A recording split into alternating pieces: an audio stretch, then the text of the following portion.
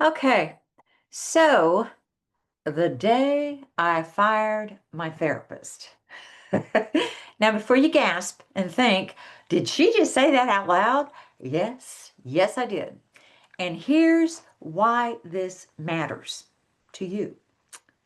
You know that little voice in your head that says, but they're the expert. Who am I to question them? Even if I'm a therapist, even if I'm a nurse, even if I'm a doctor or a social worker.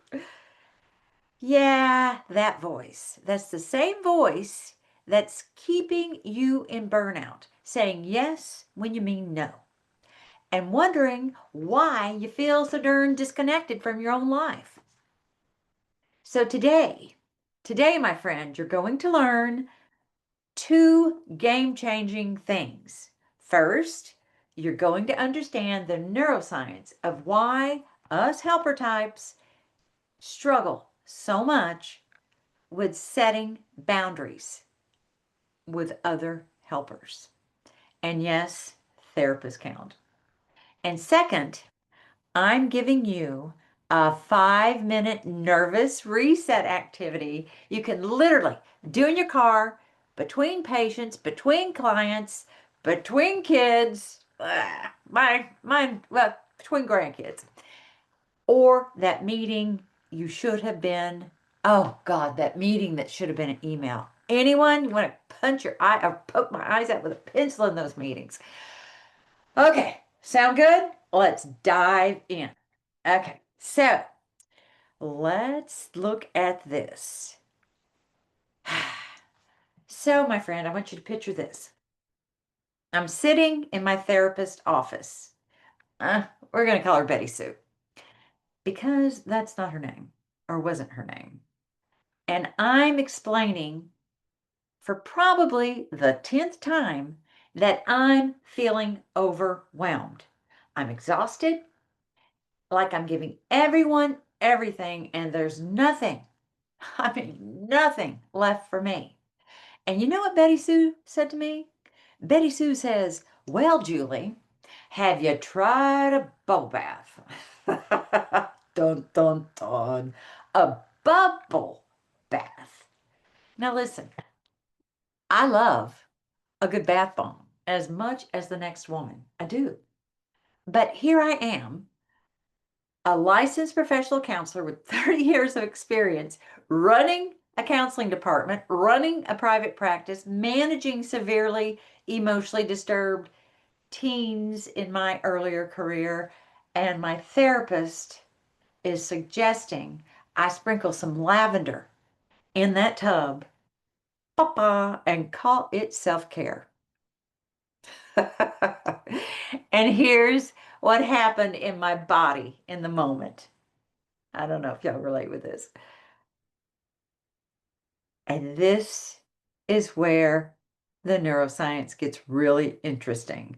My ventral vagal nerve, that's part of our nervous system that helps us feel safe and connected. It's a very important part. It just flippin' shut down. Boom. I felt this weird numbness wash over me. And you know what I did? I smiled. I nodded. I said, it's a great idea, Betty Sue. I'll try that. And then I went to my car and cried. I'm supposed to cry in the therapist office, not out in the car. Because here's what was happening. My polyvagal system was doing exactly what it's been trained to do for 50 plus years as a woman in helping profession. It was people pleasing. Anybody? I'll raise my hand there. People pleasing. It was fawning. It was choosing connection over authenticity because my nervous system literally perceived setting a boundary as a threat. As a threat. So, research by Dr. Stephen Porges, who developed the polyvagal theory, which is phenomenal. Y'all need to go watch those videos, read the books, and know about that. Especially those us gals over 50 going through all the stuff we're going through. So Dr. Porges, who developed the polyvagal theory, shows us that our nervous system has this hierarchy of responses. When we feel safe, we're in that ventral vagal state. Yeah, we can connect. We can think clearly. We can be ourselves. Throat chakra is wide open. We're being our authentic selves. But when we don't feel safe, we either fight, flee, or, and y'all, this is the big one for us helpers, we fawn. We become who we think the other person needs us to be. And sitting in Betty Sue's office, my nervous system was screaming, danger, danger. If you tell her this isn't working, you'll be difficult. You'll be ungrateful. You'll be that client. But here's the thing that changed everything. Always is something, right? Here's the thing. I had this moment driving home when I thought, wait a minute, wait a minute. If I can't even set a boundary with my own therapist, how am I supposed to teach my clients, my students about boundaries? So the next week, I went back. And you know what I said? Betty Sue. I said, Betty Sue, I really appreciate the work you've done, the work we've done together, but I don't think this is the right fit anymore. I need someone who understands compassion fatigue and burnout, specifically in helping professions, because it's different. It's very different for us healers and helpers and medical folk. And my voice shook. Oh, it shook. You know how when you just, I was activated, I was fearful I was going to be rejected. My voice shook. My hands were sweaty. My nervous system was convinced I was about to be rejected or shamed. But, y'all, you know what happened? She said, well, I completely understand. Julie, thank you so much for being honest with me. That's it, man. No drama, no guilt trip, just respect. Okay, so let's talk about why this is so hard for us. When you're a woman over 50 in healthcare, I don't care if you're a nurse, a therapist, a social worker, a physician, a counselor, a Reiki person, a massage therapist, you've spent decades training your nervous system to attune to other people. There's actually research on this. A 2019 study in the Journal of Clinical Psychology found that helping professionals show higher levels of neural activity in the anterior insula, that's the part of your brain responsible for empathy, compared to other professionals. So there's more neural activity in our anterior insula because we're in empathy 24/7, 50 years worth. Here's the translation. Your brain, friend, your brain is literally wired differently. You feel other people's distress more intensely. Does that make sense? When you had teenagers, hubby, wife, makes sense? We feel it more intensely because our brain we rewired our brain from using so much empathy. And here's where it gets tricky. And that's with boundaries, my friend. Your nervous system associates attunement with safety. And when you're attuned with someone, when you're tracking their emotions, their needs, their comfort, you feel like you're doing your job. You feel useful. You feel safe. SAFE, capital word, safe. But when you set a boundary When you say no, or disagree, or decide something isn't working for you, your nervous system perceives that as a break in attunement, and that triggers a stress response. The research shows that for helping professionals, this creates what Dr. Kirsten Neff, which we've talked about before, her book on compassion satisfaction, great researcher out of the University of Texas, Austin. Anyway, she calls this the backdraft. So when we try to show ourselves compassion or set boundaries, we actually feel worse at first because we're going against, totally against years of conditioning. Years of conditioning. So that numbness I felt, that was my dorsal vagal nerve activating. Basically, my nervous system's way of saying, if we can't fight and we can't run, let's just shut down.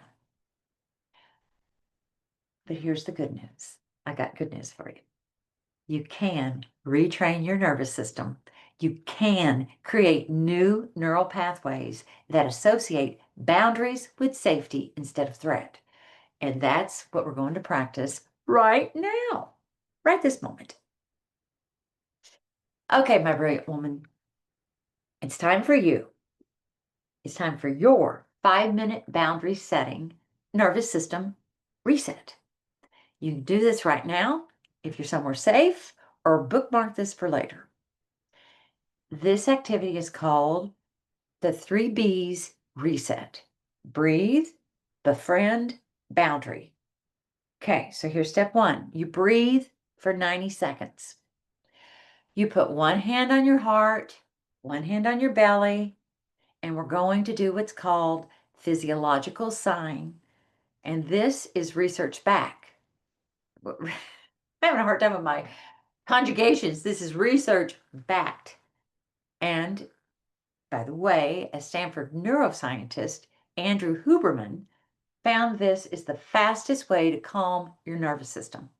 So here's how it works. Breathe in through your nose for a count of 4. 1, 2, 3, 4. Then hold a second. Let a sip of air at the top. Take a sip of air at the top. Then exhale slowly through your mouth for a count of 8. 1, 2, 3, 4, 5, 6, 7, 8. I want you to do this 3 times with me now if you're able. If you're cleaning house, if you're on a walk, if you're on the treadmill, you can do this. So inhale, 1, 2, 3, 4. Take a little sip at the top. And long exhale, 1, 2, 3, 4, 5, 6, 7, 8. And again, inhale, 1, 2, 3, 4, little sip at the top. And exhale, 1, 2, 3, 4, 5, 6, 7, 8. One more time. Inhale, 1, 2, 3, 4, little sip at the top. And exhale, 2, 3, 4, 5, 6, 7, 8. All right, beautiful. Notice how your shoulders have dropped just a little bit. It's good stuff, y'all. It's free stuff. Just good old air and lungs. Okay, so that was step 1. Remember, step 1 is breathe. It's pretty easy, breathe. Step 2, befriend. So now I want you to think about a boundary you need to set. Maybe it's with a colleague, a family member, even your own expectations of yourself. Notice what comes up in your body when you think about setting this boundary. Where do you feel it? Do you feel tightness, nausea, that fluttery anxiety, dread? I want you to put a hand there. For me, it's always my solar plexus. That's where my hand is. So put your hand there, and maybe it's going to take you a hot minute to find it. We need to be attuned to where emotions are in our body, those full body scans. I've got podcasts on that. And if I was really professional, I'd tell you what podcasts those were. I'll get to that. But anyway, they're in, if you go to Apple Podcast, I've got a plethora of them, and I've got a bunch on the body scans. But so you've got your hand where you're feeling that feeling. And I want you to say this out loud. If you can, or silently, if you need to, this discomfort is my nervous system trying to keep me safe. It's not dangerous, it's just unfamiliar. And say it again. This is my nervous system trying to keep me safe. Setting this boundary doesn't make me bad. It makes me an honest person. Okay. And step 3, boundary. You can set a boundary. So now imagine, breathe, befriend, boundary. Now imagine setting that boundary. But this time, imagine the other person responding with respect, just like Betty Sue did with me. I'm so scared about doing that. See, okay, so I want you to see yourself speaking clearly, see them nodding, see the inflection, ending, inflection. There's probably some inflection going on too, but see that interaction ending without disaster. Your brain doesn't know the difference between imagination and reality. This is called mental rehearsal, and it's used by everyone from the Olympic athletes to Navy SEALs. You're literally creating a new neural pathway right now, more than one. So practice saying your boundary out loud, even if it's just to the steering wheel. I need to, okay, so here's, for instance, maybe it sounds like this. I need to, or this doesn't work for me, or I'm going to have to decline. Say it with a steady voice. Notice you're still breathing, you're still safe, the world has not ended. And there you have it. You just retrained your nervous system in that tiny bit. Do this every day for a week, and I promise you'll start to feel different. Promise. You're building those new neural pathways. You have a choice. Okay, so my very brilliant and beautiful friend, let's wrap this up. Today you learned that setting boundaries feels uncomfortable, not because you're doing something wrong, but because your nervous system has been trained to prioritize other people's comfort over yours and over your authenticity. You learned the neuroscience behind why this is especially hard for those of us in the helping professions. Our brains are literally wired for empathy, which makes boundaries feel like betrayal. And you got a practical tool, the 3 B's, reset, that you can use anytime to regulate your nervous system before, during, or after setting a boundary. Breathe, befriend, boundary. Here's your homework for this weekend.